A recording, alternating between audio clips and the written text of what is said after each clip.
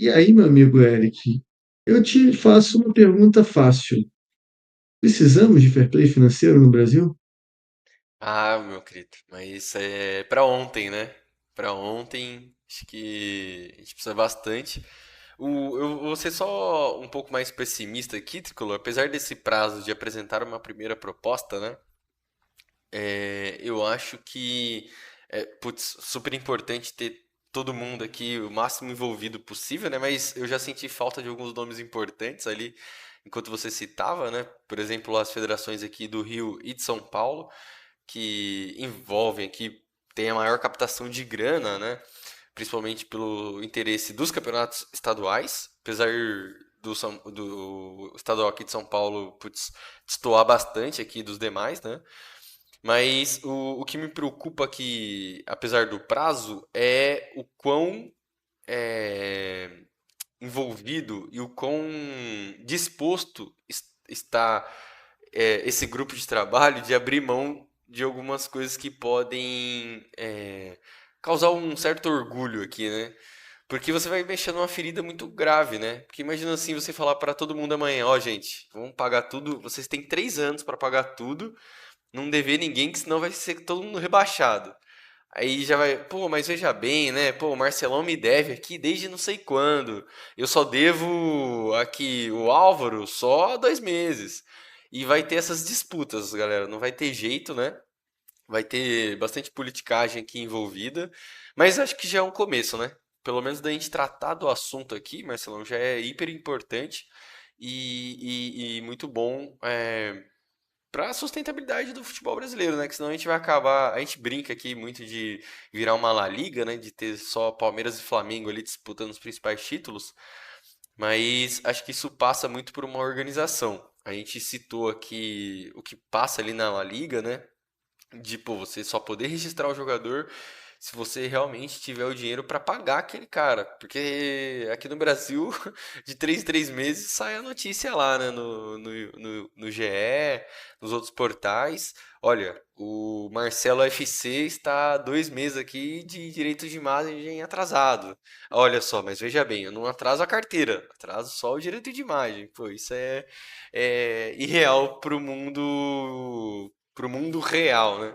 Desculpa o trocadilho aí de palavras, meus amigos, mas acho que é hiper importante aqui, tá, Marcelo? A gente pode ir destrinchando mais aqui. Eu gostaria de puxar para um viés mais social, mas nesse primeiro momento, para te responder a pergunta, é muito importante a gente ter um fair play financeiro aqui pro futebol brasileiro. Perfeito. Eu acho que um dos acontecimentos mais emblemáticos dos últimos anos foi quando o presidente do Cuiabá reclamou, né, que Exato. ele vendeu o Ranieri para o Corinthians e não recebeu, né? Então, assim, ele perdeu o jogador, não recebeu o dinheiro, o Cuiabá estava com tudo em dia, o Corinthians não caiu, né? E o Caiu, Cuiabá foi rebaixado, né? Foi caiu. rebaixado. E É. o Cuiabá foi rebaixado, né? Foi muito emblemático mesmo, não tinha como não dar razão para o presidente do Cuiabá, né? A ideia do fair play financeiro é não acontecer esse tipo de coisa. De novo, não é para igualar o jogo, né? O Cuiabá não vai passar a Ter a mesma ganhar tanto receita, dinheiro né? quanto o Corinthians. Exato. Exato. Não é a ideia. Não é a ideia. Inclusive, a elite europeia defende o fair play financeiro. E aí foi bom você tocar nesse ponto, o Eric, das federações de São Paulo e do Rio. Um dos motivos da Federação de São Paulo ser contra o Sami Chaudhry é que ele quer diminuir o estadual. E aí, assim, gente, não tem mocinho, não tem gente boazinha e gente malvada. É tudo conflito de interesse, sabe? É tudo a questão de interesse. A Federação de São Paulo ganha bastante dinheiro com o Estadual de São Paulo, então eles não querem diminuir as datas. Esse já começou por aí, eles já começaram com esse primeiro problema entre eles.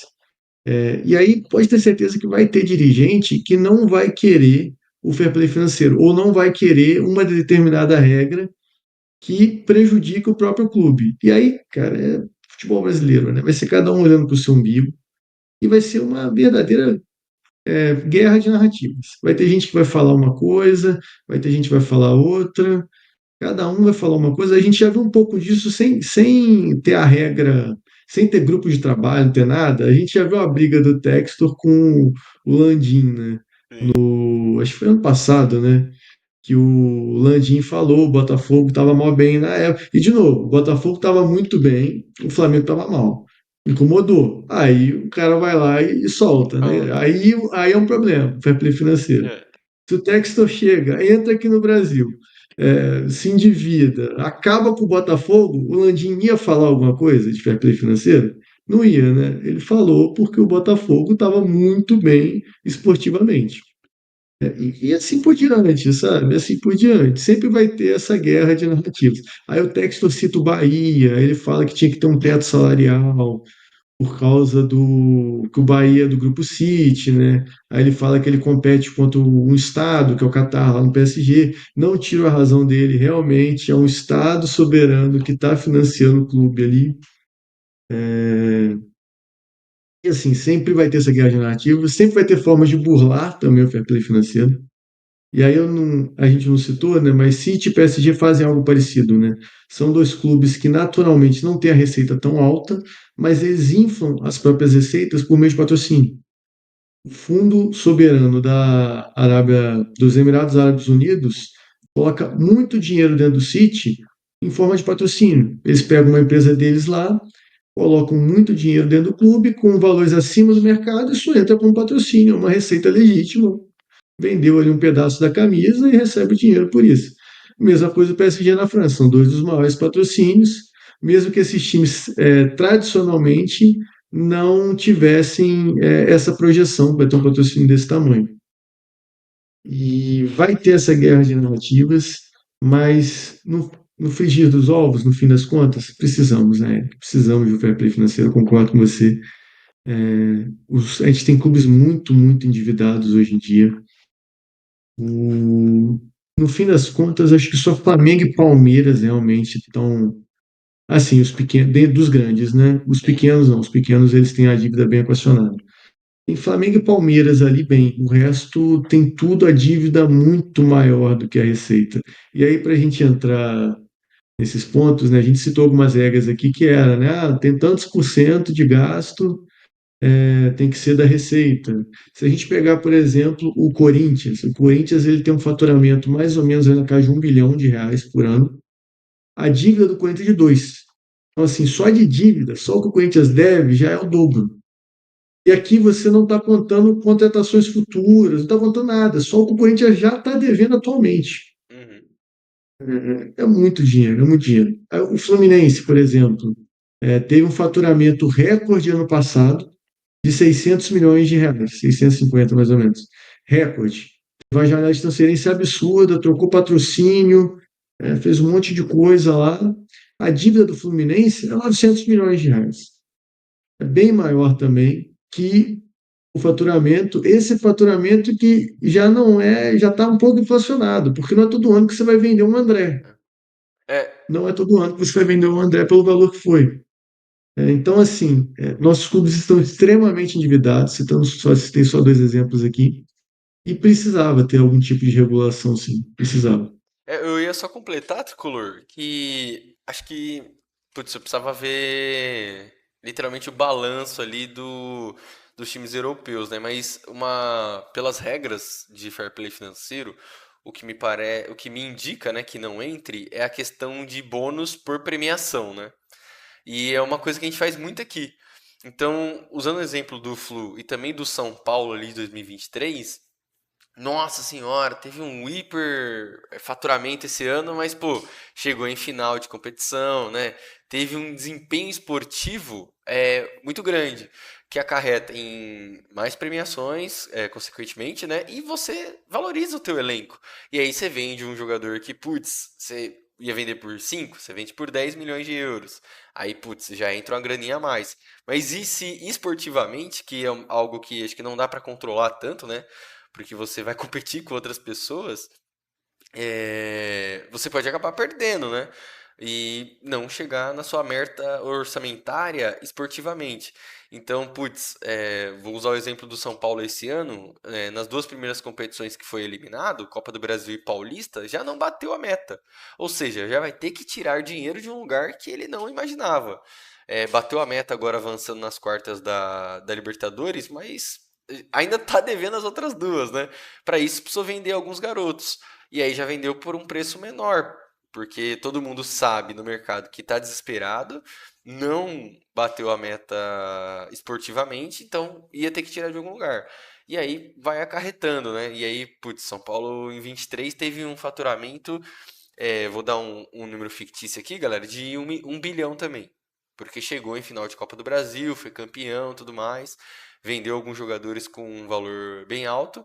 Só que esse ano já não vai chegar em final de Copa do Brasil. E aí o que que você faz? Ah, não, esse ano meu orçamento é metade disso. Mas a dívida e as contas tá lá, né, meu caro? Então, acho que isso é uma manobra que a gente tem aqui no Brasil, que eu imagino que não haja, né, ali no futebol europeu, por conta dessas regras prévias, né? De você já falar quanto que você tem, quanto você está devendo e quanto você pode gastar antes das competições acontecerem, né? Perfeito, perfeito. Esse da premiação ele engana muito. Porque assim, quando você vai olhar um balanço, você pega lá um time que foi campeão, né? Você vai ver lá, ganhou tanto de premiação. Mas você vai olhar a folha salarial do time, é sempre uma parada muito absurda, muito alta. Aí mesmo quando você tem um time ali que bateu campeão, você sabe que não tem nenhum craque ali com salário astronômico, você bate o olho na folha, cara, você fala, "Pô, como é que essa folha tá desse tamanho? Premiação. Exatamente, premiação. O famoso bicho, né? Tem É, esse também. tem muito, muito bicho em competição mata-mata. Eu lembro que uma vez eu vi uma entrevista do Marcelo, o presidente de Fortaleza, Marcelo Paes. Nossa, Marcelo Paes, e perguntam para ele, né, de competição e tal, qual competição ele prioriza mais, não sei o quê. E aí ele cita, ele fala, olha, a torcida do Fortaleza atualmente, isso, né, Fortaleza estava bem, tá, tem um tempo já, sonha com a Sul-Americana, em ganhar a Sul-Americana. Existe uma verdadeira lua de mel com a Sul-Americana, mas a gente sempre prioriza o Campeonato Brasileiro. O campeonato que paga as contas é o Campeonato Brasileiro. Copa, muito do que eu ganho ali de premiação de Copa vai para os jogadores e vai para custear a própria Copa, porque eu tenho que fazer viagem, eu tenho que pagar hotel, eu tenho que pagar não sei o quê. Então é meio enganoso isso. Não que não ganhe dinheiro com isso, mas ganha-se muito menos do que parece, né? Quando você vê aquelas matérias, ganhou não sei quantos milhões de premiação por. Não, esse dinheiro não entra todo, não é o Pix, que É. vai exatamente daquele valor para o caixa do clube, né? Então, sim, as Copas elas têm essa questão. Eleva o gasto, não é só a receita que sobe. O seu gasto também sobe quando você chega longe uma Copa. Lembrando também que a Copa tem a questão de transmissão, né? Vai passar mais jogo seu na televisão e você ganha também mais dinheiro com o direito de transmissão. Eu não lembro o faturamento exato do São Paulo, me fugiu, mas eu acho que é algo ali entre 800 e É, 700. exato. A ordem eu sei que é Flamengo, tem acho que é 1,3 o Flamengo, o Palmeiras vem um pouquinho atrás com 1,2, e o Palmeiras só consegue estar ali perto do Flamengo por conta dessas últimas vendas. Sim. O Flamengo ele consegue estar nesse patamar de faturamento mesmo sem vender o Estevão recentemente, né, que foi uma Uhum. venda muito alta. O Corinthians ganha 1 bilhão, é o terceiro, e o São Paulo já é o quarto. Do São Paulo para baixo já tem ali um degrau grande. Sim, sim. Já tem um degrau grande de faturamento, já cai bastante. Aí eu acho que fica ali Fluminense, Botafogo atualmente, mas o Grêmio está por ali também, mas já tem um degrau considerável ali. Tem uns 200 milhões mais ou menos de diferença. Boa. É, Aí, Érico, eu queria puxar uma outra questão do play financeiro. É uma crítica que o pessoal faz, né, de que ele atrapalha clubes a crescerem. E aí é muito comum você ouvir isso exatamente das SAFs, né? Uhum.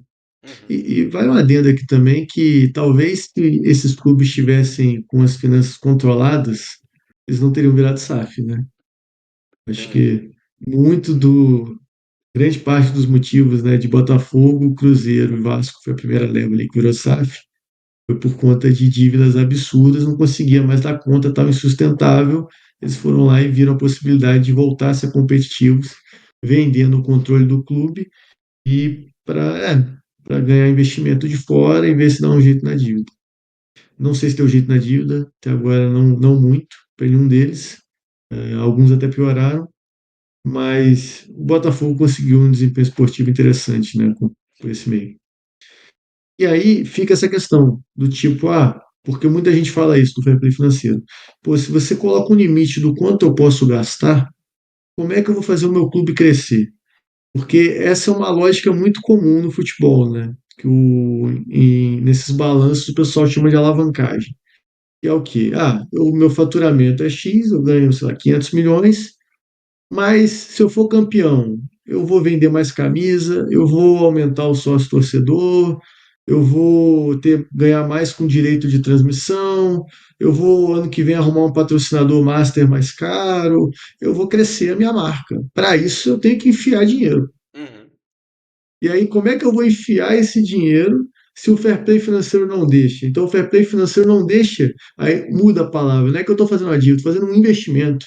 O fair play financeiro não deixa eu investir dinheiro no meu clube para crescer no futuro.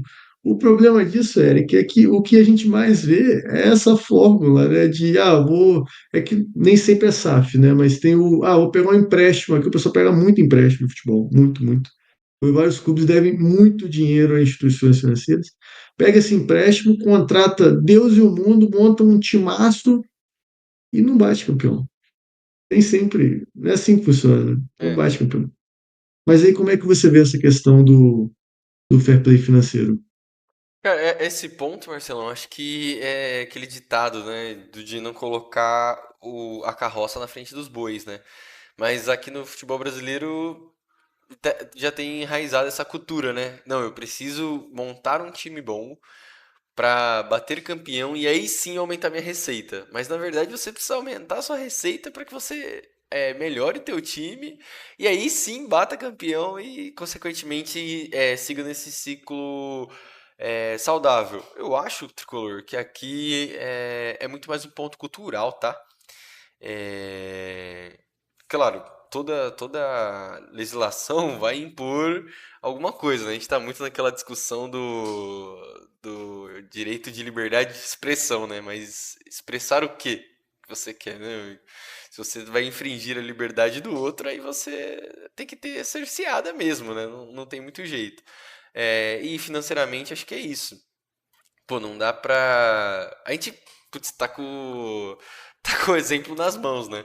Não dá pra você ter um clube de faturamento de 1 bilhão devendo 2. Se você parar hoje, todas as atividades do clube, parar de pagar salário, tipo, não ter funcionário nenhum, ainda assim você vai demorar 2 anos pra pagar tudo que você deve, cara.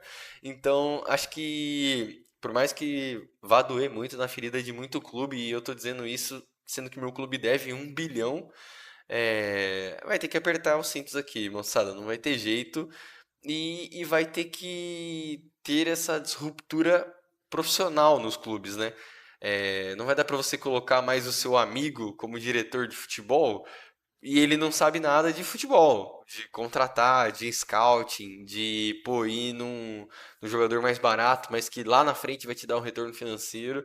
Ele não vai poder contratar mais só por nome, né, cara? Vai ter que apertar o cinto mesmo e ser profissional. Levar como um mercado competitivo mesmo, porque não dá mais pra levar só na camisa, né, cara? Concordo plenamente. Concordo plenamente. E é isso, né? Tem que crescer, tem que visar crescer, faturamento, mas tem que ser feito de forma sustentável. Não dá para fazer na louca, né? Tem que ser profissional e fazer uma gestão sustentável do dinheiro ali, né? A gente se acostumou muito a ver isso no futebol brasileiro, e assim, tem a cultura torcedora também, né? É curioso, né? Acho que dá para trazer isso para a discussão aqui, porque esse discurso é bonito, né?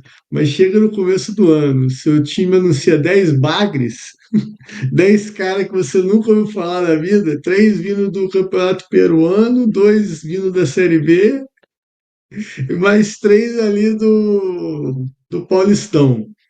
a torcida Vai não xingar, gosta né? muito, né? É. Aí você anuncia, sei lá, um cara que não joga profissional, um cara que já foi seleção brasileira, mas está 3 anos parado. A torcida gosta, né? Então, tem essa questão, né, Eric? Tem essa questão. Pô, tem um gancho muito bacana que você puxou, Marcelo, porque aqui, na minha opinião, o futebol é um bem comum da sociedade, né?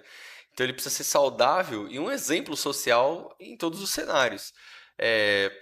Respeito a todos os públicos, né? Como a gente tem as campanhas aí contra o racismo, contra a homofobia e tudo mais.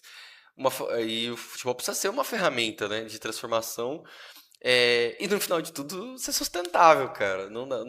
Por mais que a torcida chie e tudo mais, não dá pra você no começo do ano falar assim, putz, cara,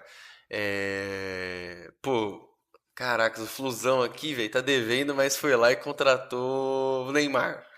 Pô, vou também aqui me endividar e comprar uma Porsche. Pô, não dá pra ser assim, tá ligado? A vida real não é assim, né? Então, no mundo capitalista que a gente tem hoje, que o consumo é o nosso maior bem, né? Tipo, putz, é igual você falou ali, né? Pô, a torcida vai começar a chiar se você não trouxer um cara de nome, um jogador de peso, e tudo mais. É, mas o futebol precisa ser esse exemplo positivo para a sociedade, né? Mas, putz, se a gente for entrar nessa linha de raciocínio aqui, a gente vai começar a trazer pô, Karl Marx e tudo mais, aí vai ser uma discussão longa. Mas, cara, acho que eu queria reforçar aqui, eu até tinha anotado aqui, o quão o futebol tem que ser uma ferramenta de transformação, e eu acho que o fair play financeiro pode ser essa ferramenta de transformação em que devolva os clubes para sua torcida. A gente, putz, tem muito registro, muita fala, né?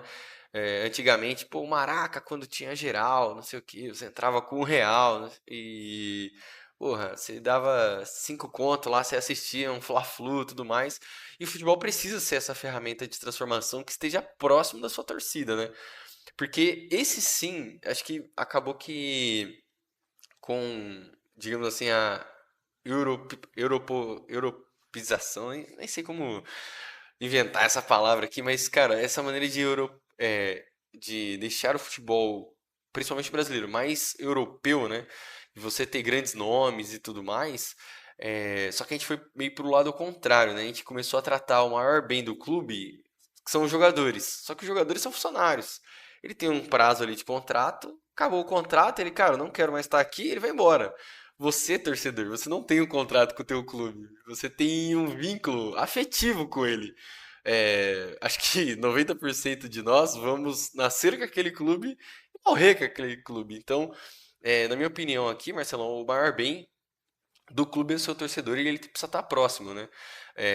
Eu até coloquei aqui de exemplo, o São Paulo tem, você até citou, né, a quarta, quinta maior arrecadação, mas tem 1 bilhão em dívida. E aí isso distorce a realidade, né? Porque a gente tem 20 milhões de torcedores e aí você fala assim, caraca, 20 milhões de torcedores. Qual que é a capacidade máxima do Morumbi? 65, 67 mil pessoas. Caramba, então, pô, dá pro São Paulo ter lotação máxima todo jogo. Não, não dá, porque o ingresso do clube tá 120, R$ 150, e isso é 10% do salário mínimo brasileiro hoje. Sendo que 70% da população, a gente até buscou aqui, galera, pelo IBGE, recebe no máximo dois. Então, como é que o cara, com um jogo quarta e domingo, vai em pelo menos metade desses jogos? Vamos supor que, pô, você tem 8 jogos no mês, né? Quatro são em casa. Como é que o cara vai tirar dos seus R$ 2.000, vamos supor, R$ 400 só de ingresso, sem contar locomoção, né? Sem contar consumo lá, porque, pô, ninguém é de ferro, né? Vai tomar uma cervejinha, uma aguinha, né? Pra terminar de xingar o juiz ali, com a garganta seca e tudo mais. Então, acho que é isso, cara. Os clubes precisam estar muito mais próximo, né, do seu torcedor e para isso é todo aquele ciclo, né, que você falou de cascata, né? Precisa estar saudável financeiramente para oferecer um ingresso mais acessível, produtos do clube mais acessível, o clube em si ser mais saudável, poder ir atrás de contratações melhores. Pô, o São Paulo esse ano não gastou com contratação ainda, cara. Não contratou direitos federativos ninguém. Ou pegou por empréstimo, ou igual você falou, cara. pegou o jogador sem contrato. E aí, pô, você olha do outro lado, o Flamengo desembolsando 25 milhões em um, 28 em outro, e aí isso fica desequilibrado. Por mais que a gente falou que não é para equilibrar o jogo do mais pobre com o mais rico, mas é deixar de uma maneira saudável, né? Porque o São Paulo não consegue mais ir lá no Flamengo e tentar contratar um jogador, porque o Flamengo fala, pô, você não vai me pagar, pô. E aí o São Paulo tem que achar uma outra maneira, na verdade, um outro clube para enganar, digamos assim, né? E tentar contratar, cara. Então acho que o fair play financeiro, voltando àquele ponto de vai atrapalhar o desenvolvimento do meu clube, eu acho que não, cara. Não vai atrapalhar. Eu acho que ele vai ajudar a organizar. Claro que, putz, você trazer só o fair play financeiro não vai adiantar de nada, né? Regra por regra, se você não cumprir, ela não, acaba não valendo de nada e você vai acabar sendo punido ali, como tantos outros aqui que a gente já teve de exemplo ali na Europa, né? Perfeito, perfeito. Adorei, adorei, meu amigo. Pô, tinha muita coisa que dava para falar na sua fala agora, muita coisa dava para puxar. Vou só colocar alguns pontos aqui, né? O primeiro é que eu concordo, o torcedor é o maior bem de um clube de futebol. O clube não funciona sem o torcedor, não para de pé sem o torcedor. E o termo que o pessoal usa, eu escuto muito o termo arenização do futebol brasileiro. Essa ideia de você acabar com os estádios antigos, porque são velhos, não funcionam, e você construir aquela arena bonita, moderna, com cadeira, tecnologia e não sei o quê, e o torcedor não entra. O torcedor não entra. E aí sim, aí você pergunta pro torcedor, fala, pô, você quer ver o jogo ou você quer o seu clube com um estádio moderno, bonitão e não sei o quê? Então, mesmo estádios que estão sempre cheios, boa parte da torcida não entra, né? E a gente pode citar o Corinthians, por exemplo, né? Que tem um estádio acho que de 40 mil pessoas, mais ou menos, 40 e poucas mil. A torcida do Corinthians é gigantesca, é a segunda maior do Brasil, e, cara, o sócio, o torcedor do Corinthians não compra, não consegue entrar. O sócio é muito caro, o sócio torcedor do Corinthians. Os ingressos esgotam, tá sempre cheio e muita gente não consegue ir ao jogo, não consegue. E o estádio tá lá, tudo bonito, gramado o melhor que tem, é moderno, não sei o quê. Então, eu sou muito contra esse tipo de coisa e às vezes tem esses discursos meio capitalistas que tratam o torcedor como um cliente, como se o torcedor fosse um cliente do clube, sabe? Eu detesto isso, porque eu não sou cliente do Fluminense, sabe? Eu não Exato. sou, cara. Se eu compro uma coisa e eu não gosto, eu vou lá e troco. E não é assim que funciona com o futebol. Não é assim. Então, assim, é muito mais que isso, é muito mais que isso. O clube é do torcedor, até por isso que eu sou contra a SAF. Por mais que a SAF possa entrar com dinheiro, faça ganhar título e não sei o quê, pá, eu sou contra. Eu acho que o clube tem que ser do torcedor, mas aí pode ser uma discussão para outro dia. E faz sentido, cara, essa questão do fair play financeiro. E eu também sou a favor, até para ver se os clubes conseguem se equilibrar sem partir para esses outros meios, como a SAF, que aí você vende completamente o clube para um terceiro, né? É aí que ele deixa mesmo de ser Do do torcedor, torcedor. né? E para encerrar, eu queria falar também, você comentou que por mais que não seja bom para o São Paulo agora, não sei o quê, pegando um gancho, eu acho que para muitos clubes vai ser difícil ter algumas regras. Provavelmente a CBF vai fazer uma regra bem branda no começo, tá? Uhum. Ano que vem, por exemplo, provavelmente não vai ter impacto algum para ninguém, até pelos próprios clubes estarem sendo ouvidos. E todo mundo sabe da dificuldade de jogar um campeonato brasileiro, né? Se você demora ali, você é rebaixado. Então, assim, eu acredito que vai ser bem lenta essa transição aí para um regime mais severo, com punições mais pesadas e regras mais arrojadas. Mas, de qualquer forma, uma vez eu ouvi um jornalista falando, acho que foi o Leandro Yamin. Ele fala mais ou menos assim, né? Não é exatamente um abre aspas, mas ele fala: se tudo que você concorda relacionado com futebol favorece o seu clube, você deveria rever as suas opiniões. Porque é isso, gente. Não caiam na discussão do dirigente do seu clube, sabe? Ele sempre Exato. vai estar olhando só para o próprio umbigo. Mesmo, pode ser errado, pode ser horrível para o próprio torcedor do clube. Ele vai estar falando e tem gente que vai comprar esse tipo de discurso. É, então, vou até repetir aqui: se tudo que você pensa de futebol favorece ao seu clube, pelo menos repensa parte do que o que você acredita ali, o que você imagina sobre futebol. Porque provavelmente você vai estar equivocado em algumas dessas opiniões aí, né?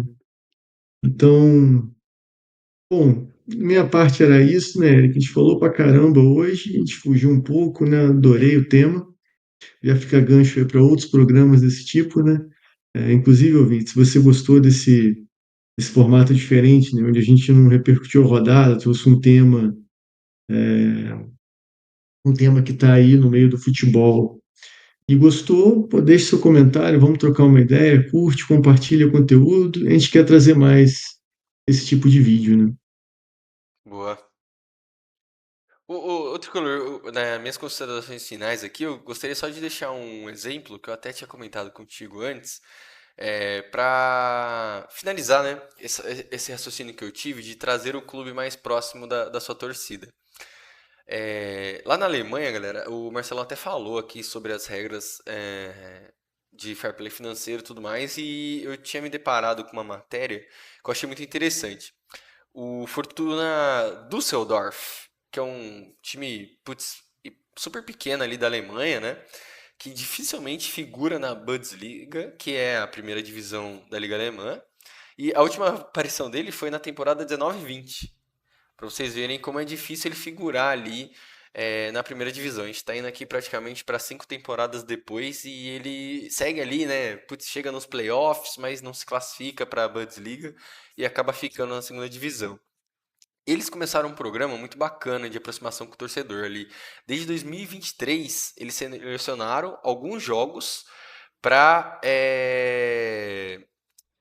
dar 100% da entrada do jogo gratuita. Gratuita. Então, putz, eu não fui tão a fundo como é que eles sorteavam, né, tudo mais, esses ingressos, mas a carga de alguns jogos era totalmente grátis. Ou seja, imagine que um torcedor que não tem condição de pagar 100, R$ 150 no ingresso de um Campeonato Paulista, por exemplo, ele tem essa oportunidade de ir lá. E aí, cara, o que foi que eles tiraram dessa experiência, Marcelão? Nesses jogos em que a carga do estádio inteira era gratuita, teve uma arrecadação maior.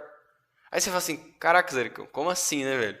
Pô, porque você imagina, em vez do cara gastar com o ingresso, ele foi lá, fez o seu plano de sócio, comprou a camisa do clube, foi no jogo, consumiu alguma coisa lá durante o jogo e, surpreendentemente, além disso, Marcelão, fidelizou o torcedor. Então, nos jogos seguintes, o cara foi lá e falou: Caracas, é assim que é a experiência dentro do estádio?